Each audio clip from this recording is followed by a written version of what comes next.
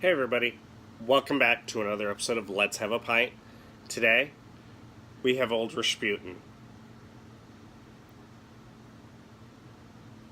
That Old Rasputin. From North Coast Brewing Company.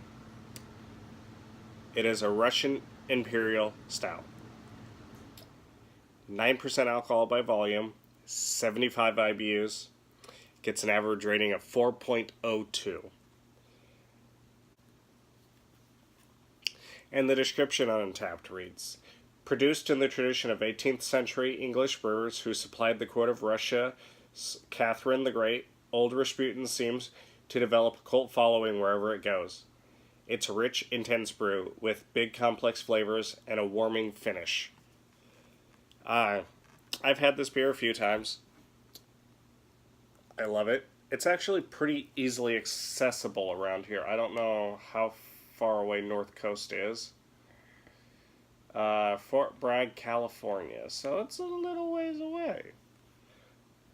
But it hasn't been it's not too hard to find around here.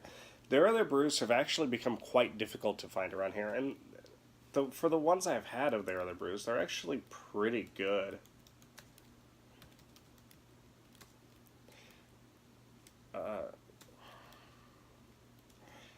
But I can't pretend I've had too many of their beers.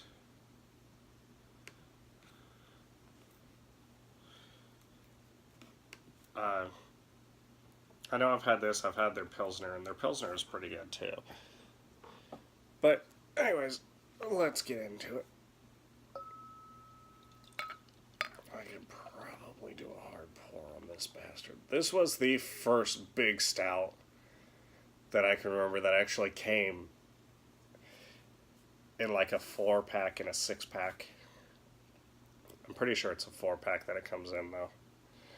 But it is the first one I remember. I was seeing this when I started getting into beer. And if you do not know this beer, shame on you.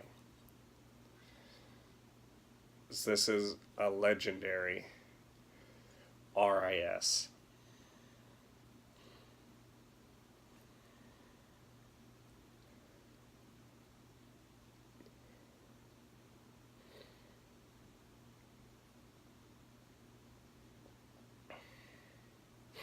This would have been the first Russian Imperial Stout I had ever had. One of the first Imperial Stouts I had ever had. I know I'd had Dark Truth by the time I had tried this. Dark Truth Stout from Boulevard. It's part of their Smokestack series, but it's like Tank 7. It's always around. Then they have other ones that come and go.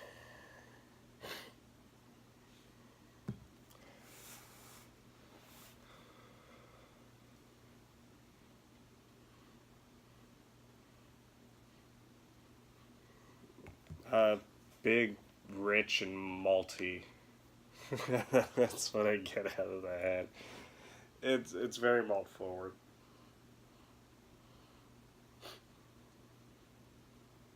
I get some licorice, some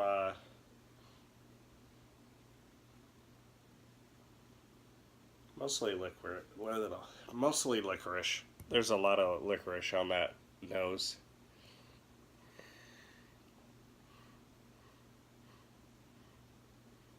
It's actually not that intense on the nose. Even when I say, I get a lot of it on the nose, there's actually not a lot on the nose on this guy.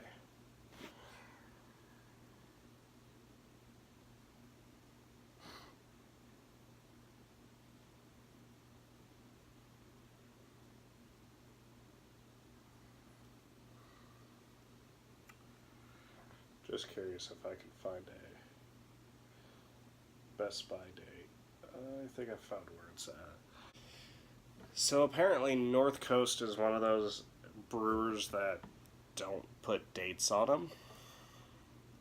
Because there is no date on this beer. They have, it's halftime right now in the Florida State Texas Tech game. Florida State Virginia Tech game.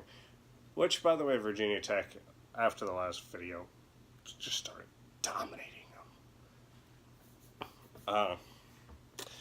Yeah, I'd like to know how old this is, because I picked it up in a mixed 6-pack.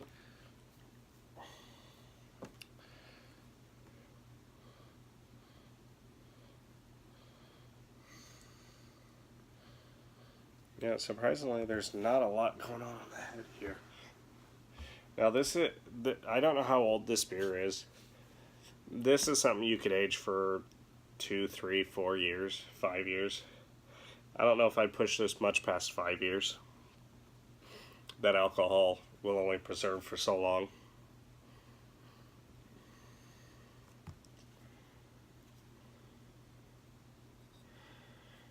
But since there's no date, and I looked for a while,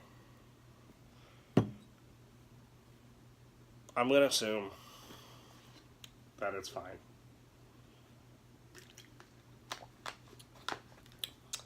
Honestly, it can't be that old, because where I picked it up, I go frequently.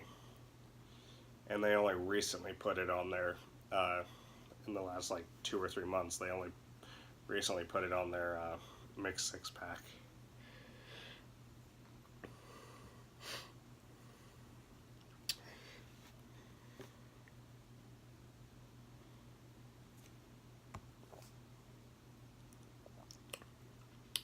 Oh, that's fresh.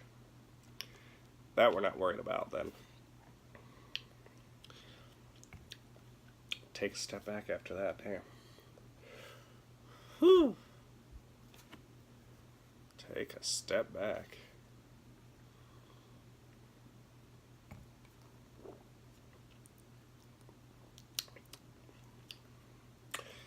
First thing you're going to notice, bitter. It is bitter.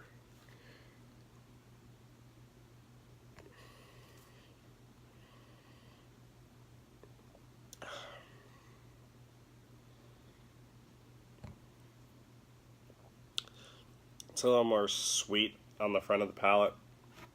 More of that malt and licorice shining through. But on that middle and that end, it is bitter.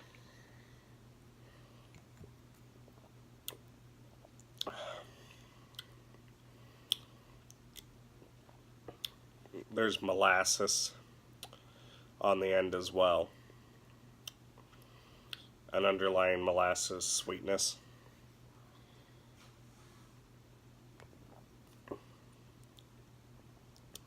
I think that comes in on the end. But it is still very much bitterness forward.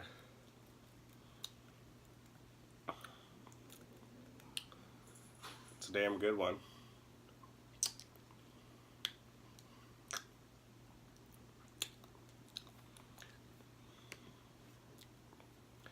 It's thick. You can tell. Let me even go through how many fingers I had. It didn't get much. It was like a finger or two. Hey, baby. You'll know how much there was. You'll have seen it. I don't know anymore. Hey, baby. You're so good, little Luna.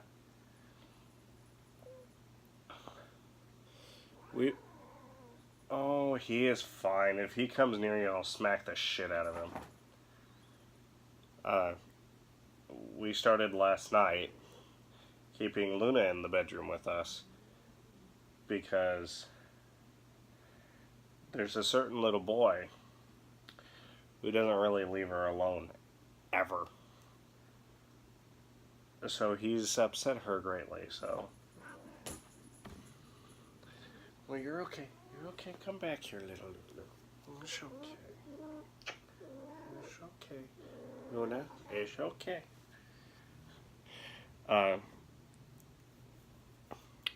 So we've taken to having her in the bedroom with us at night with the door closed.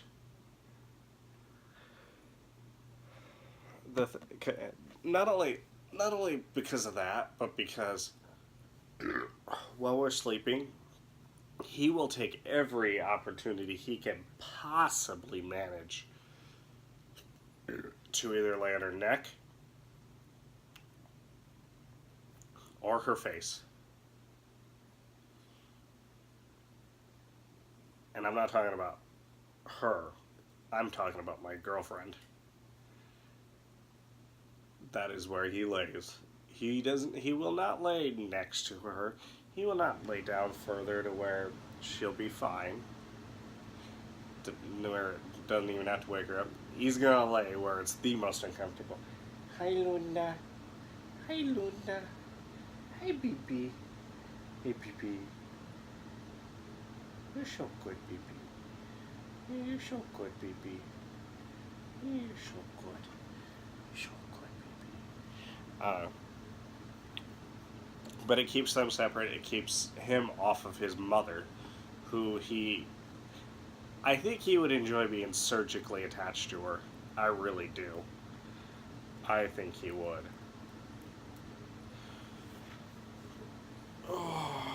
Anyways.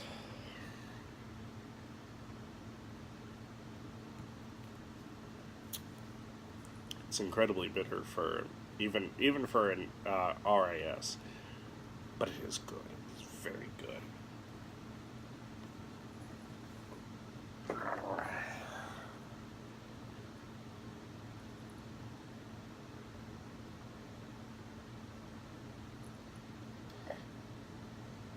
Hi, Lulu. You just take it at this way. Oh, there was a couple of nights ago where I just took to holding him while he was trying to play with his sister, who didn't want to play with him at the moment because he had been trying to play with her for the last 3 weeks straight. Pretty much no stops. I held him for like 2 minutes. At first it was torture to him. Then he started falling asleep. He ended up falling asleep next to myself and his mother. Anyways.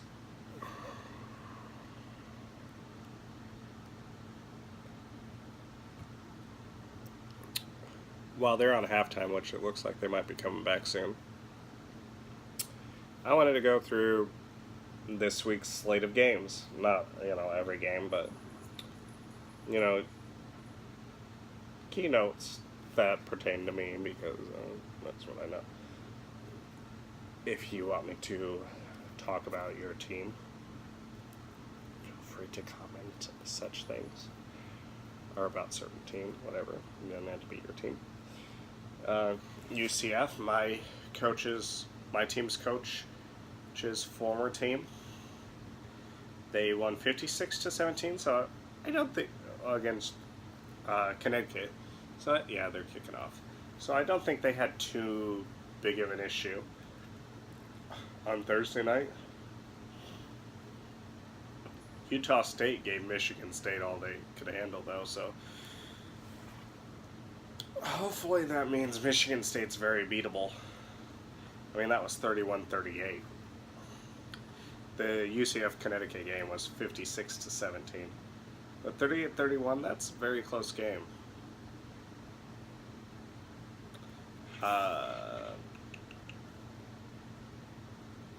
Wisconsin beat Western Kentucky 34-3, which not really a surprise there. Oklahoma rolled as always. TCU actually scored a lot, which is a surprise. I love this, though. Maryland and Texas. Once again, Texas loses to Maryland. Every single year, Texas starts the season ranked. They almost never come out of week 1 ranked. And they're lucky if they ever get ranked again the rest of the year. It is on name alone that they get ranked preseason. They are not a good team. They are probably going to be a 6-win team. I might be being generous with that.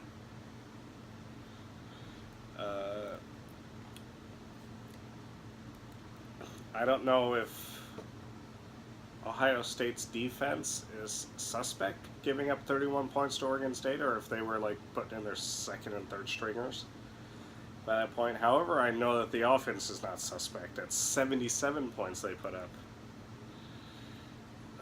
Clemson rolled as they probably should have. Penn State almost lost. Although it doesn't really tell us much because it's Appalachian State. And they've been known to upset a few teams here and there, once every few years. They almost did that to Penn State this year. Oh, that was almost a turnover for Virginia Tech. But yeah, Penn State ended up pulling it out in overtime. It ended 38-38 at the end of the regular. Tennessee, West Virginia was supposed to be a good game. Supposed to. West Virginia ended up winning 40-14. I don't know if that shows that West Virginia is better than they're supposed to be, or Tennessee is not as good as they were thought to be. Washington-Auburn was a very good game that I watched quite a bit of.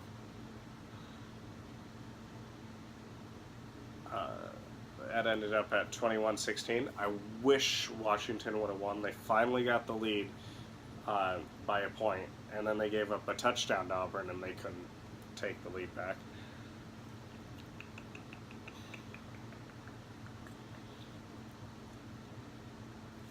Didn't really watch. I watched way more Michigan and Notre Dame than I thought I would because of the constant delays for the Nebraska game, and we didn't end up playing it anyways.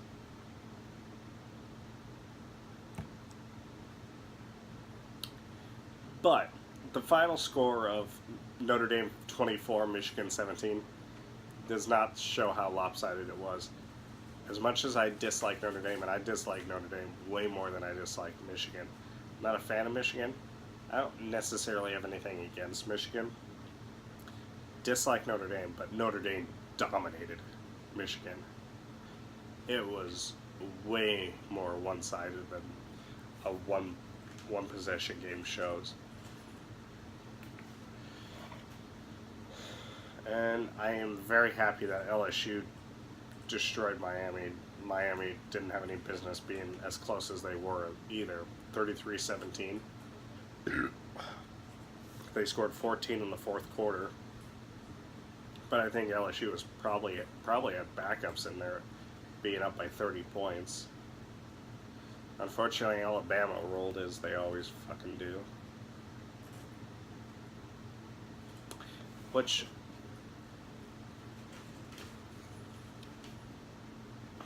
I'm not going to say it as like fact, because I don't have it in front of me right here. But I have read that half of their 2009 team has said recently that they did get paid to play. But yet nothing happened over that. And I've heard stuff like that over the last number of years about Alabama. But I'm pretty sure nothing happens because they win. And they don't really ever lose. So nothing happens to them. I could be wrong, but I don't know. I've heard a lot of things. One thing I can give Nick Saban, though, is if he cheats... I'm sorry. I don't know if he cheats. That's not what I can give him. But what I can give him is he's not a win-at-all-cost coach. As far as if you do something wrong where you should be off of the team, you're going to be off the team. It doesn't really matter who you are. And from what I remember, he's not afraid to suspend somebody for whatever amount of games is necessary. Doesn't matter who they're playing in that time period. There's the first break for Florida State in this game. That's going to be a third and incredibly long. What was that? Third and 25 for Virginia Tech. Yeah, he does not do that. That is one thing I hate about Urban Meyer at Ohio State. He is a win-at-all-cost coach.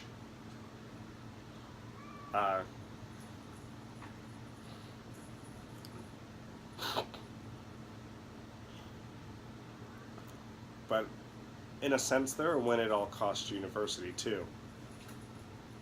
They gave him a slap on the wrist for all this shit that's happened, which I'm not going to get into everything that happened. But basically, one of his assistants got in trouble recently for domestic abuse. Urban Meyer's known about it for years, as text messages between him and his wife have shown.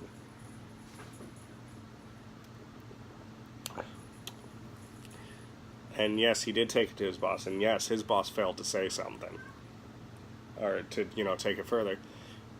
But it's the same situation with Joe Paterno at Penn State. Yes, he took it to his boss. His boss did not take it any further. At that point, you have an obligation yourself to do it. It's not that severe like the Penn State situation was, but Urban Meyer still had a responsibility to take it further. But because that assistant was a good coach, he did not do it, because he knew that he would not be a coach for him any longer. And that is what I hate about Ohio State, at least as far as Urban Meyer is concerned. That was weak. There we go. It was decent, to be fair. That wasn't great. But he's a win-at-all-costs coach, and I think they're a win-at-all-costs university.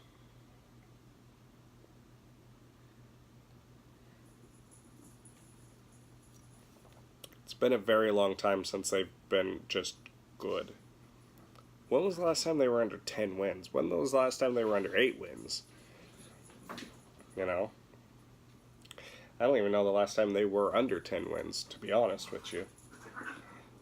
And I mean, yes, a lot of it has to do with that they are Ohio State, and they always get good talent. But look at Texas. They always get really good talent. They always fucking suck, too. But anyways, this video's gone on long enough.